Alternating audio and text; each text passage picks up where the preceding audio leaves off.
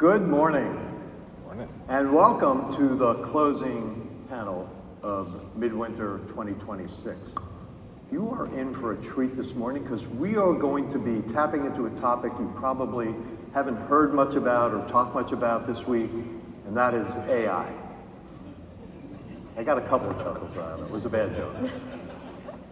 We're actually going to be talking about something really exciting because it's the next generation of Gen AI, which is agentic. We are at the dawn of a new era in consumerism, and we're going to talk this morning about how to win the agentic consumer. We're going to have a spirited conversation, but before we get started, Dan, I'd like to invite you to maybe set the table for the discussion that will follow. Thank you, Mark. Good morning, everybody. My name is Dan O'Connor. I'm pleased to be representing Harvard Business School here today and its Managing the Future of Work initiative. The rapid progression of generative AI is familiar to everybody in this room, but I think the commercial understanding, the commercial impact of what your business looks like when consumers are managing their own portfolio of AI agents. And it's only just now coming into focus.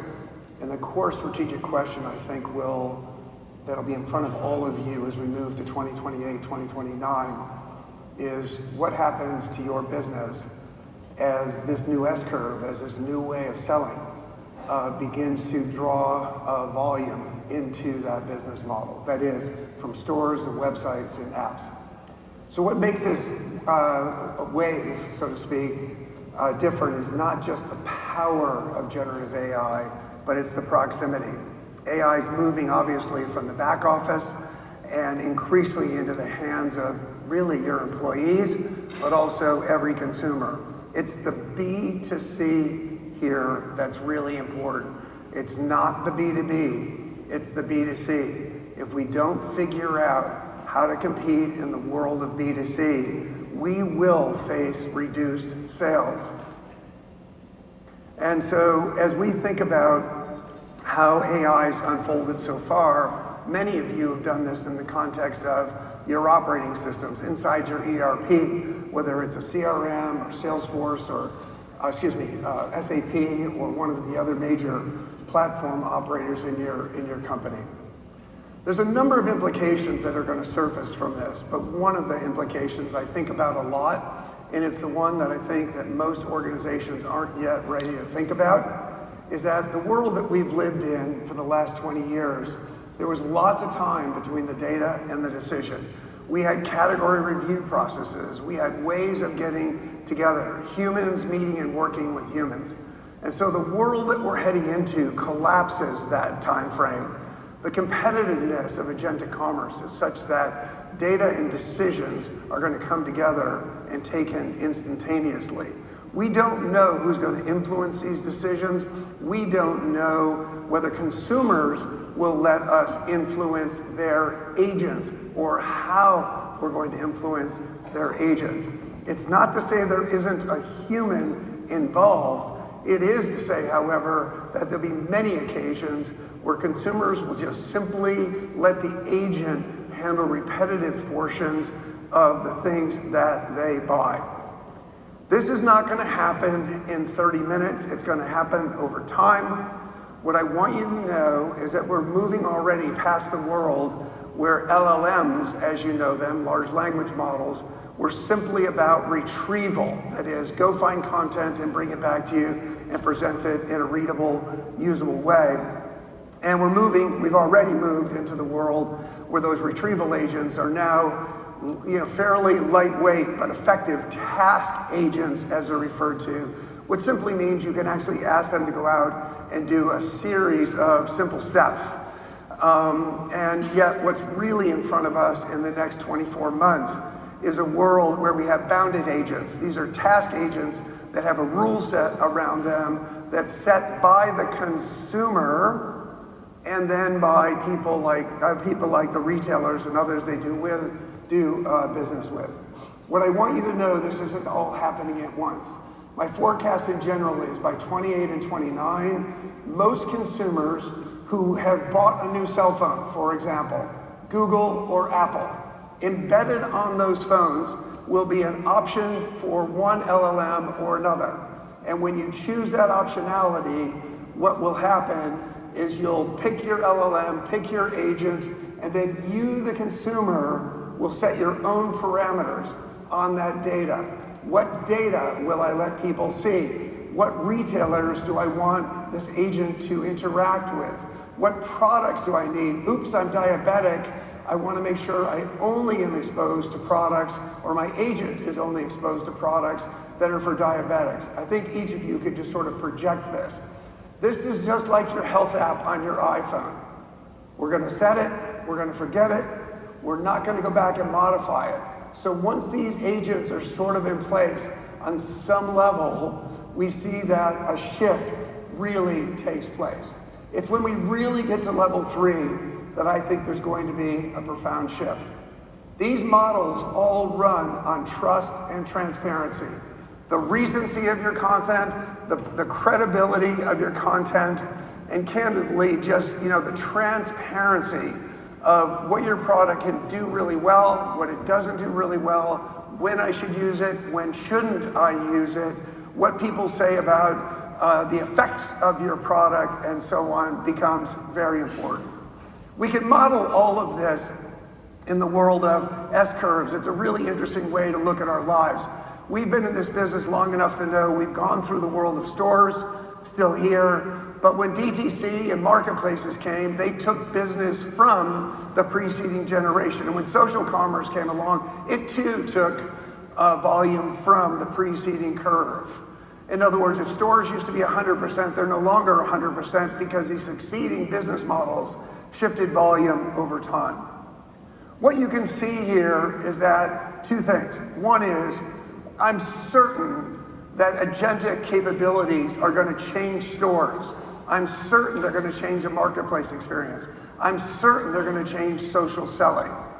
I also believe that they will become the infrastructure. It is the infrastructure for a new, entirely different business model that today, as I suggested, starts with retrieval, human in the loop, and moves into the world of agent to agent commerce, especially for high frequency goods. While we don't have time to dive into all of this today, what I'd like you all to know is that these models require two things. You have to have the LLM, and you have to have what the knowledge graph is. Knowledge graphs, power the truth about your products. It's where selection happens. They're like a super organized memory for your business. They pull together all the scattered data that you have internally and what's externally available. And it is, in a sense, a database that you have to learn how to promote and project so that it's discoverable by the LLM. You can't control the LLM. You can control the knowledge graph. It's the one leverage point that we all have. These two systems work together. There's so much to explore together, but let me simply say, I ran a meeting in New York a couple of weeks ago, and in that meeting, 40 of the smartest people I know in this space, and we all agreed, boy, there's a lot of open questions, but there's also some assumptions that we can make about this world today. And the first and most important thing is your business risk is loss of sales. That is, you're not ready when Apple or Google or retailers that you perhaps compete with have embedded an agent on the on the consumer's device. And secondly, please remember this. Data is now your product.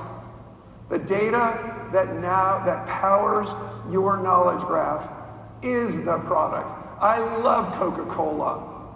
I love all sorts of food products that you sell. It's no longer the product. The data about this product is what you're selling in the world of agentic commerce. Thank you very much. Thanks, Dan. Okay, so we are truly at the dawn of the consumer-led agentic era. Guy, I want to start with you from a brand standpoint. How is this truly different than what's come before? And as a brand owner, how are you preparing for it? So AI has been around for decades. We all know that there's been machine learning and recommendation functions that have been around for a long time. The big difference with agentic is the autonomy of these agents and how they are going to make decisions on behalf of each of us as consumers.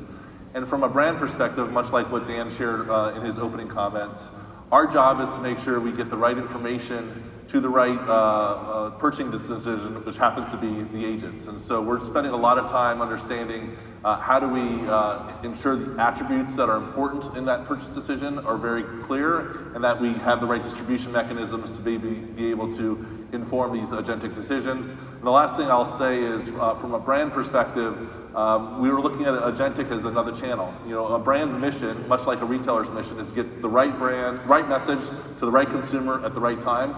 And that doesn't change, but the how changes a lot with agentic. Super. Thanks, Guy. You know, we're kind of taking you through a storyline. We're talking about the nature of agentic commerce. We also want to talk a little bit about infrastructure. We don't have enough time to really help you build it out here this morning, but we want you to leave with a roadmap that you can take back home and start thinking about how you address the market and how you create priorities. And speaking of priorities, Desiree, so within Walmart, how do you prioritize applications that would be consumer-facing versus across the enterprise? Yeah, it's an interesting question. I think you know, as Guy said, you know, AI has been a part of our business, you know, for many years, and with agentic AI, it is pervasive and you know, across in terms of how it is that we need to think about transforming our business. And we all know that all of our behaviors are changing, as well as our customers' behaviors are changing. And that's not going to stop. And so the way that we've approached it is really to put in place an enterprise agentic framework that helps to guide us in terms of how it is that we do the development of the systems that we're providing. And so that framework, basically, it consists of 4 super agents. These are the entry points for all of the different stakeholders that have to do some sort of interaction with Walmart, and that includes, from a consumer perspective and a member perspective, you know, with Sam's, we've got Sparky, which is our shopping agent that serves as our entry point there. We have an entry point for all of our over 2 million associates and how it is that they can do work with us.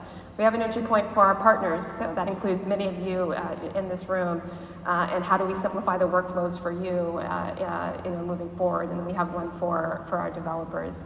And I say all this basically to say that our goal is really in a world where you know, you're going to have, you know, instead of thousands of services, you're going to have tens of thousands of different agents.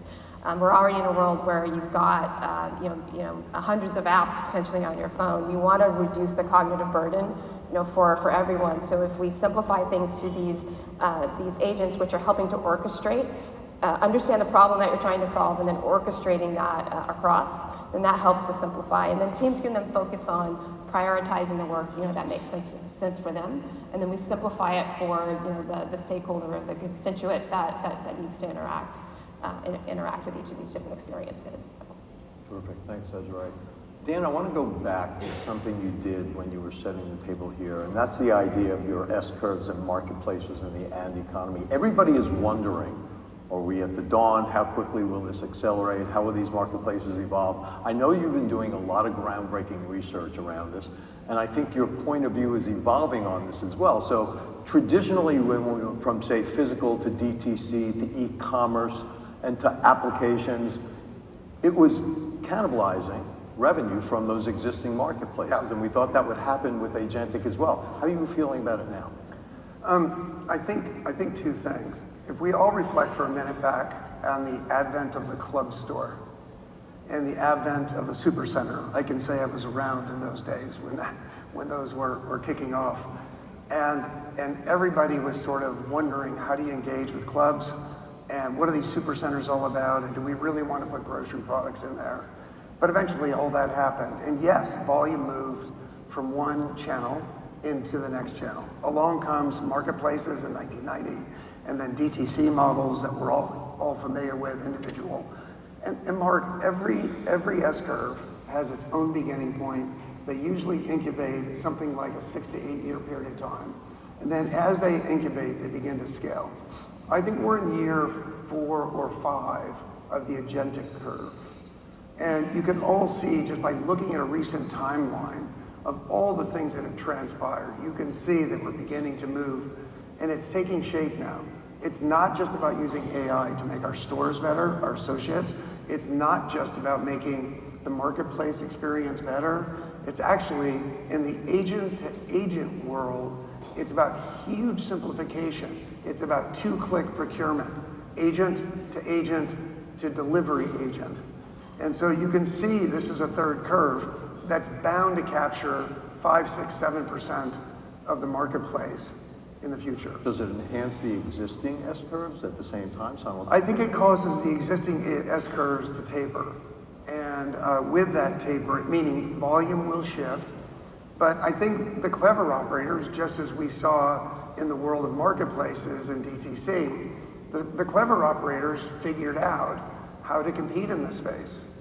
And so we saw the advent of companies like Shopify that made the smallest retailers effective in an e-commerce world. I suspect that we'll see, orchestration platforms, capability platforms like those emerge in the coming days. I hope FMI is part of how we as an industry think about standards and execution and really what your roadmap should be, especially on the thing we control, the knowledge graph.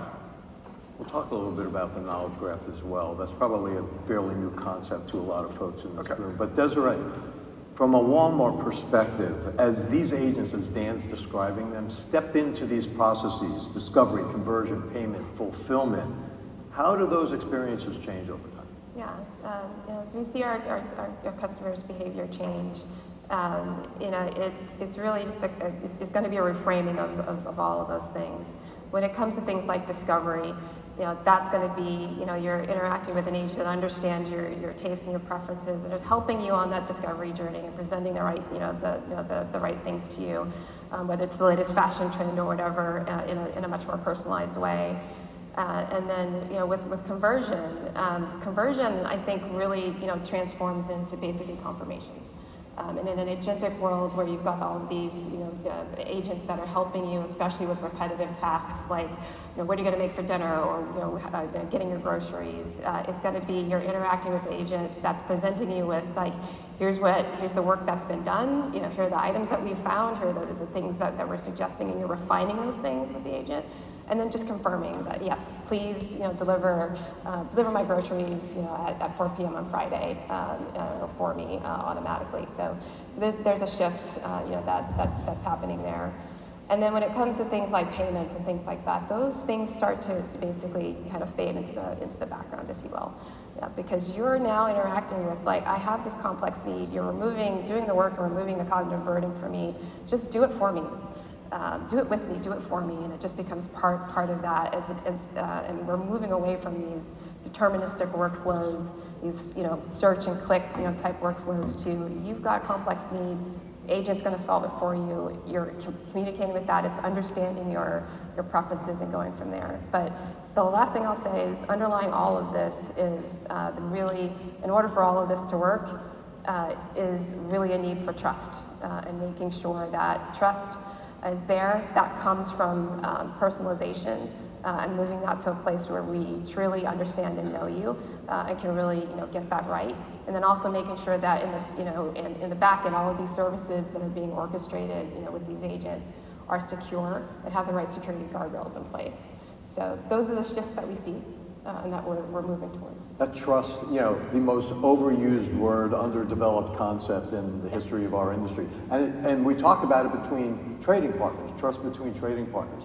Now it's going to be, starting with consumers, how well do they trust the algorithm? How well do they trust their agent to make that purchase for them? And on the other side of that guy, I want to go back to the discovery portion of this. How do brands get found? Like, we talk about the fact that it's not going to be the consumer anymore, it's going to be the consumer's agent. What do you have to do from a content standpoint to be sure that the prompts that they're making wind up in your door, or when they come knocking at your door, you're open for business?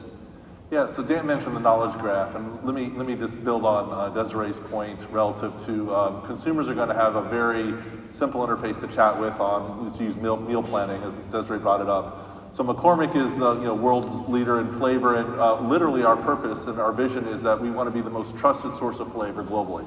And in order to achieve that ambition, we need to make sure that the right data is provided to these agentic algorithms such that they can actually understand objectively and with high quality what are the brands that I should be recommending, and trust will be one of the variables that they will prioritize their decision making on. Of course, things like price and speed of delivery and things like that will be important. But I would say in this agentic era, trust elevates.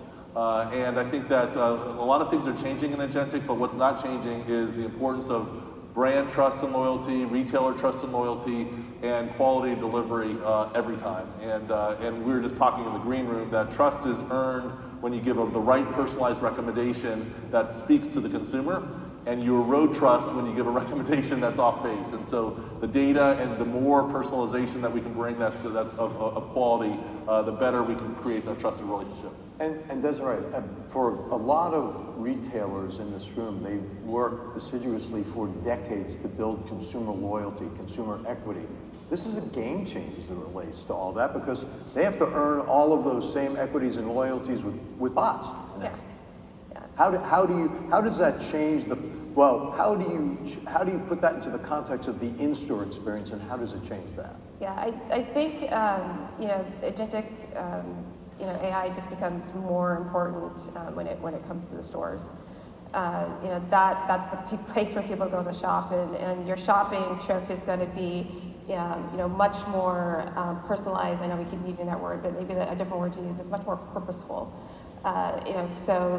With the stores basically being a foundation into your agentic journey, it's going to be better prepared when you come to the store to do that shopping that you do. It's going to understand your inventory. We have technology that will hopefully enable you to navigate the store and find the things that are the most meaningful for you. And make that journey even more frictionless, whether it's just being able to just walk out. So it's going to be a much more delightful and purposeful experience, and the store is going to become much more tailored to your trip's going to become much more tailored to you. And then you can't forget all the things that go into actually enabling the store experience. So the associates in the store, you're going to have much better tools in terms of being able to create the right experience within the store, so that they can spend more time actually with our customers and enabling them. Our merchants, they've got better tools now so that they can find the right products, get those to you at the right time, at the right place, to create that purposeful experience in the store, for everyone. So it just becomes very foundational in terms of how it is that we think about agentic, within the store, and that's only going to continue as we move forward. And as people's shopping journeys, continue to be fluid, moving from both online and into store. It's going to become, not just the store experience, but just a continuation of the omni-channel experience. Yeah, I love the comments about. One area that we're working on very carefully at HBS is around what agentic health looks like, and we're very interested, as I hope that this industry is, in helping consumers understand what their lifeline looks like, and what could extend their lifeline, and what would inhibit their lifeline. And as we sort of socialize those kind of tools, we believe that'll lead to healthier eating habits and so on. In parallel, it may be a number of the pharmacies in the nation, that is, a number of pharmacy counters where we're actually doing fulfillment, for example, is reduced as we move to auto fulfillment. And there's 100,000 pharmacists in the US and some 50 or 60,000 nutritionists, something like that. And I'm wondering in my casework about how we can leverage that incredible workforce and these agents, the tools that we can help them provide, and make them our community health people. And so that they're really helping differentiate. In other words, we're not just selling data, we're not just selling product, we're actually selling a point of difference, a lifeline to our consumers. This is not a single retailer initiative, but it is leveraging everything agentic. And it allows us to repurpose this workforce in a way that is incredibly valuable to each community.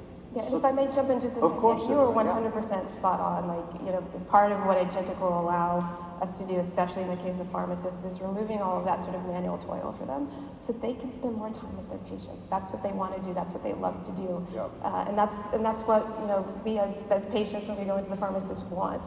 And so these tools are going to enable them to do that, to create that better experience for them. Yeah.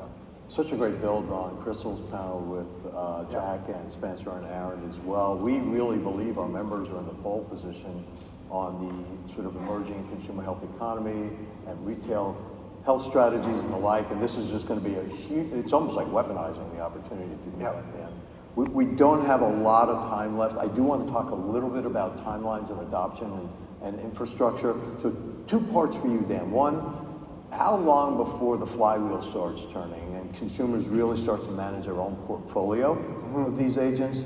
And the flip side of that is, what should companies be thinking about now? Can they afford to wait a little bit, or do they need to really start to build out some concrete steps to take advantage of this emerging economy? I think my general assumption, things change so often. Every time we think we have it, it's changed. But I think in general, we should be thinking about 2028, 29 for the fully agentic consumer to emerge. So just for clarity, what that means is they've chosen one or more LLMs, they've activated agents in coordination with or as an extension of a capability from the LLMs, and they've permissioned data, and they've been very clear about when, why, and how that data can be used. So secondly, Mark, I think those are going to be largely powered by Google and Apple. I think there's room for large retailers and others who have the reputation with the consumer that they actually want to, sort of implement retailers. But I think those will be a fairly finite group. So if you're among the retailers that can, go alone, go alone. For those of you that can't, it's an opportunity to go with others. And so I don't know where that industry coordination will come from. That's what I suggested. FMI, I think, has a very large role here. But there is a pivot point, and once you get through these incubation periods, things begin to scale. That's an S-curve. And I'm suggesting in 28, 29, the scaling will really begin. Consumers are going to have 20 to 40 agents doing a variety, along with a super agent, which you might want to comment a little bit about. Yeah, Guy, just from an organizational readiness standpoint, workflows, work processes, technology, change management, huge component. What are you doing to prepare? Yeah, these transformations are very much the three-legged stool. So we talk a lot about the technology. I think that's 20% of transformation. 80% of it is how do we change our work processes, embed and use AI and technology as a catalyst for transformation in the process? How do we change leadership behavior and decision-making and reward systems? And that's what holistically will drive a transformation across any enterprise, no matter what your business is. And the speed of this change, I think, is what's really surprising to me. I think this is going to go much faster than I anticipated. And with the advent of things like quantum, the ability to get much more precise in personalization and the cost of compute going to zero will be a game changer. Yeah, that's it. So that's, if you take one thing away from this, it's like get ready and go. Now is a do not wait. We have about a minute, so our chairman Craig Boyan always says we should not be in the business of making predictions, but I'm going to go out on a limb here, and I'm going to ask our panelists in 30 seconds or less just to make a prediction about what all this looks like. The age of agentic commerce is arriving, Desiree. What does it look like 5 years from now? All right, I'll try to keep it really simple. It's about people interacting not with apps, but with agents to basically refine their experience. Guy? Hyper-personalization that builds trust and credibility. You get the last word, Dan. Data is the product. Data is the product and the currency.